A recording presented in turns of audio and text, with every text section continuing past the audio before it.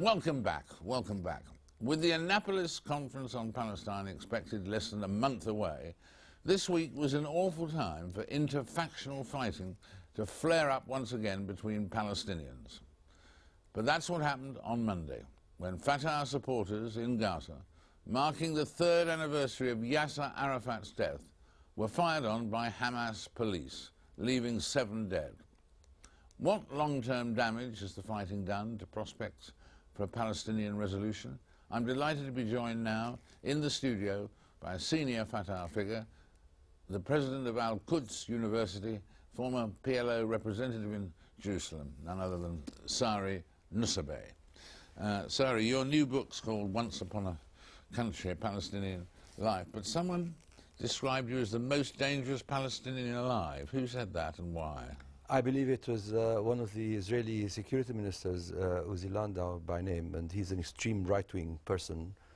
Well, he thinks everybody is dangerous who's a Palestinian, but he includes among Palestinians who are dangerous people who are like myself, just use speech in order to express our views. Do you really think that you've said on occasions that the Palestinians and the Israelis are potentially natural allies? Well, in the sense that objectively speaking, you know, we're next door neighbors to each other, and if you look at it objectively, I mean, we have to live with each other. So we have to somehow work out what best serves us in the long term. Americans and the British and the Europeans are friends, but they live far away from our neighborhood. That's right. what I meant. And you feel that the pressing still for a right to return is impractical for Palestinians? Well, you know, the question of the right of return is the most difficult, the most painful issue on the part of the Palestinians. And of course, the Israelis have said very openly, they've declared very openly that they will not accept the implementation of the right of return to within an Israeli state. That if they did this, then they would be negotiating with the Palestinians the establishment of 2 Palestinian or Arab states rather than 1. And so my suggestion, my feeling is that you know, the right of return will have to be dealt with in the context of compensation, of returning to a Palestinian, to the future Palestinian state. Perhaps Israel should also express its understanding of the pain and the suffering that the Palestinians have gone through. Compensation, as I say, is important. Neighboring countries should be engaged in the negotiations about what should happen to Palestinians. But it's a really tragic situation, and we have to find a solution. And what about the point that Mahmoud Abbas does seem, I've seen various notes of people feeling this, that he's more optimistic than most about what can come out of Annapolis. Do you think he's over-optimistic? Are you more pessimistic? No, I'm not pessimistic. I share Mahmoud Abbas's optimism, primarily because I believe that history is made by people. It does not unfold by itself, and if Mahmoud Abbas goes to Annapolis with an open mind and the willingness to sign a peace agreement, and if at the same time Olmert does the same, I think it's quite possible for the 2 leaders, in fact, to make history. Now, Olmert also has to go in with the same kind of positive attitude to this. He has to take into account this is as much in Israel's interest to sign such an agreement as it is in our interest as Palestinians. What about the role of Hamas? They can't really have a real role in Annapolis, can they, obviously? Well, the ideology of Hamas, of course, is inconsistent with an agreement between Israelis and Palestinians, but then there are many ideological movements within Israel that also have, you know, whose ideologies are consistent with making peace with the Palestinians. I think what Abbas should do, what he will probably do, is to start up a new electoral process. He can, for instance, initial a declaration or an agreement with Olmert. He can come out, he can say, this is what I believe in, this is what's in the best interest of my country, my people, and I hereby call for new elections. I want to use this agreement, for instance, as my political platform, and I want to convince you, my people, that to vote for me to make this peace happen. But I mean, the situation this week, where we saw the 7 deaths and so on at the beginning of the week, I mean, suggests that there's really no hope of common ground between Fatah and Hamas. seriously speaking? Well, I think people make mistakes, and I think the mistake was made on Monday by people actually resorting to the use of force. And I don't believe, it's very unfortunate of course, but I believe that it's possible to engage in dialogue between people. Certainly if we set a democratic process, an electoral process in motion, I believe that then people should debate the issues rather than use guns. I think that people should desist from using guns against each other. You must understand that just as there are some people in the leaderships of Hamas and of Fatah who wish to resort to the use of force and guns, there's a majority of people in the leadership, both of Hamas and of Fatah, who do not wish to do this and who would like or would rather have dialogue be the arbiter between them. Do you think you'll see a viable Palestinian state in your lifetime or your children's lifetime? Of course, everything is possible. There's no reason. Your lifetime or your children's? My lifetime, there's no reason why one should think it is impossible to make that happen. It is within our power to make it happen. It is within our power also not to make it happen. So it's really up to us. It is. It is. It's in our power, as you say, to create either situation. And so it is easy to make a Palestinian state come to be. Easy, maybe a slight exaggeration. Thank you very much indeed. Sari there talking to us about the future and of Annapolis.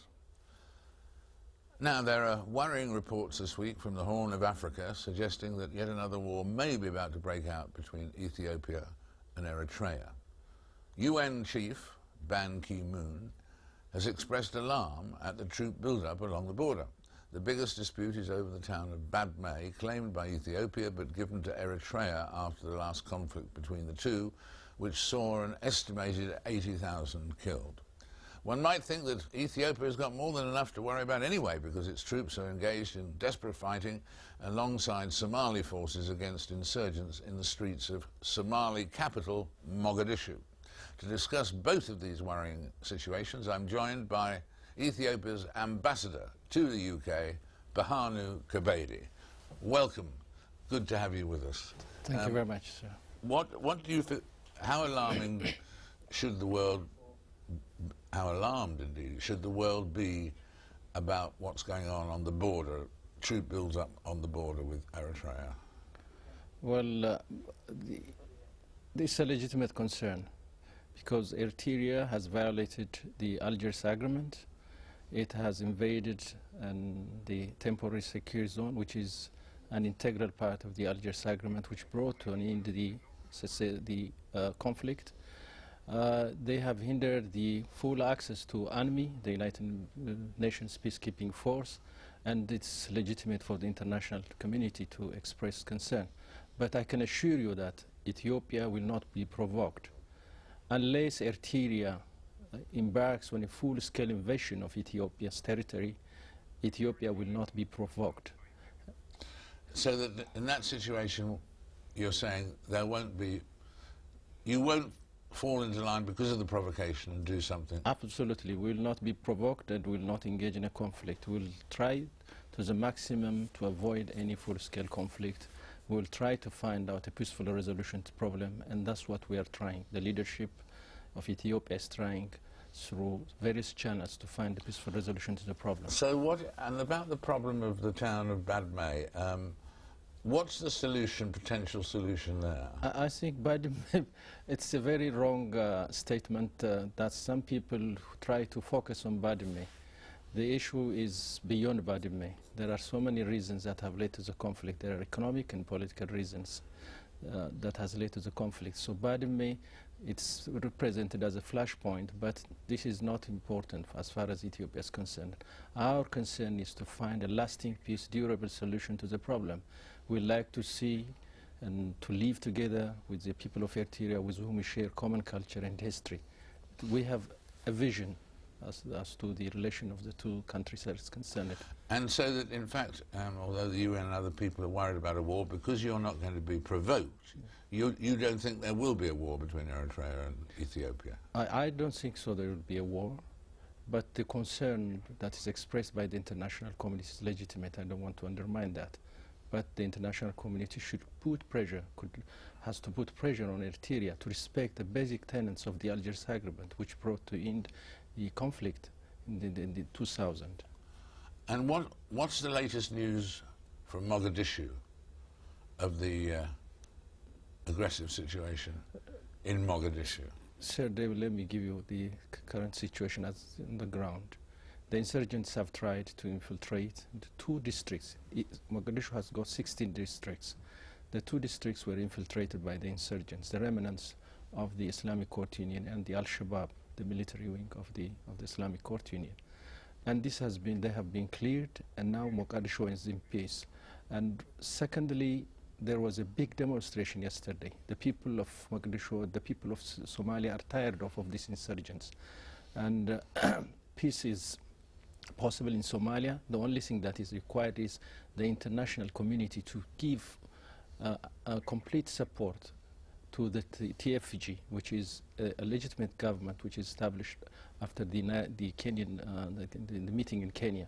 So the support is not coming from the international community to the TFG and to the TFG institutions. This is the only way that the international community could assist in bringing about peace and stability in Somalia.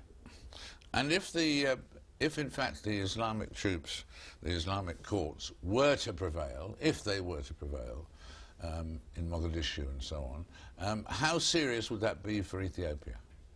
It is going to be serious for Ethiopia, it's going to be serious for the sub-region, it's going to be serious for the international community. When the Ethiopian forces and the TFG forces entered into Mogadishu, they found mujahideen elements from 29 countries. It's not an issue about Somalia or the region. It is a threat to international peace and security. It is a threat to regional peace. So this is an extension of the extremists' attempt to create a fertile ground in their mission of destruction. Mr. Ambassador, thank you very much indeed for being with us and explaining your view on these two troubled areas. Thank you so much. Thank you very much. Time now for one of our regular looks at one of the lesser-known key players in the US presidential race. Our chosen subject this week is Mike Duhame, who at only 32 is already one of the biggest players in Republican circles, because he's the campaign manager for the Republican frontrunner Rudy Giuliani. Mike was born and went to university in New Jersey, where he was best known as a sportsman, captaining the university ice hockey team. He's very much a party insider, having spent 2 years as the political director of the Republican National Committee. Outside the party, however, he's almost totally unknown. Indeed, until recently, you couldn't even Google his picture. Duhame is credited with boosting Giuliani's popularity outside his New York roots, ensuring that even traditional Democratic states like California and Illinois might come into play for his man.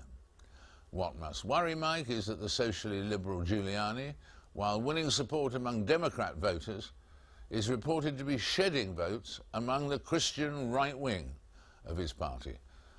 Those votes seem to be going to the relatively unknown Mike Huckabee.